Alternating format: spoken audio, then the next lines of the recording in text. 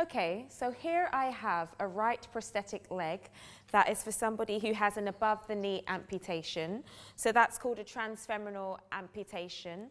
It's a fairly basic model.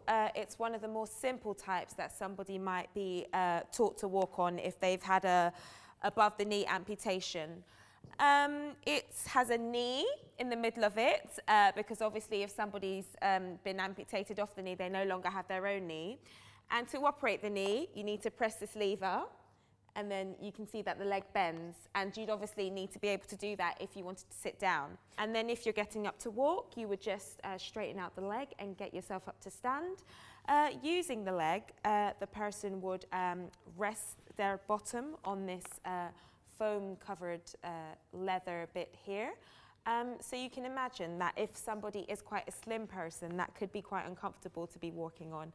And then this prosthesis also has a belt that will help to keep it on and a hinge at the side, which allows, again, the person to sit down. I used to be a physiotherapist working in Glasgow with homeless people for a number of years, and over that time we saw a few people who had had amputations.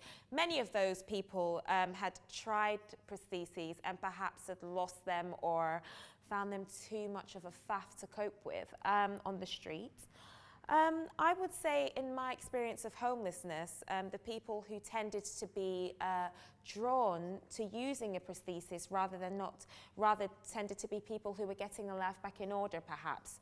So for people who were living on the streets, I think looking after prosthesis and managing all the things that you had to do to make it fit well would be really, really difficult, because I think, roughly speaking, probably having a roof over your head, whether that's supported accommodation or a flat of some kind, would probably be quite important to being able to manage using a limb. So, you know, being able to adjust your limb when you're sitting on a pavement, or fix your stump sock when you're sitting outside a train station is not particularly dignified or comfortable, I should imagine. And whereas people who have a home can do that in the comfort of their own home before they then step out dressed and ready to face the day. So I can understand any homeless person who might choose to hop on crutches or one leg rather than use a wheelchair or be fitted with a prosthetic limb.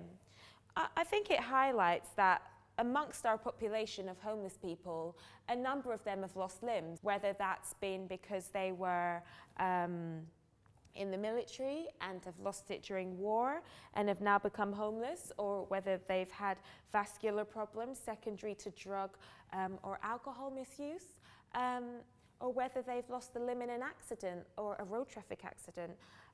So yeah, it's not unusual to see somebody who's homeless with a limb missing, I think. And I think this prosthesis being in the museum helps us to remember that, and remember that, you know, limb loss can happen to anyone, but particularly can happen to people who was vulnerable as people who were homeless. And I think in the context of homelessness, though, people who have no home, it is so hard to look after your health. So if you are diabetic and you need to think about what the medicine you take to look after your diabetes, or the food you eat to make sure that your insulin levels are not all over the place.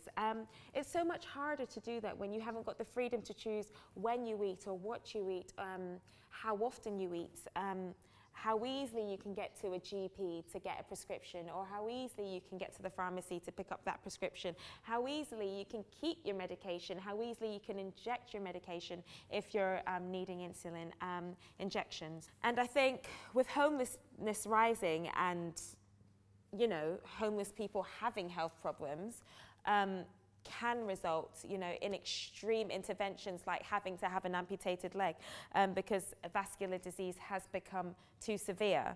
Not only is the run-up to that caused or made worse by the context of homelessness, but then managing the aftermath of surgery is much harder if you don't have a home. So unless homelessness can be sorted out, I can't see how the ill health of people who are homeless can really improve particularly. You know, helping people getting back on their feet, whether that's with crutches or without a prosthesis, or with a prosthesis is a really long journey for somebody and really hard work. And if they haven't got a roof or a good support network, that is a huge ask, I think, a really huge ask of anyone.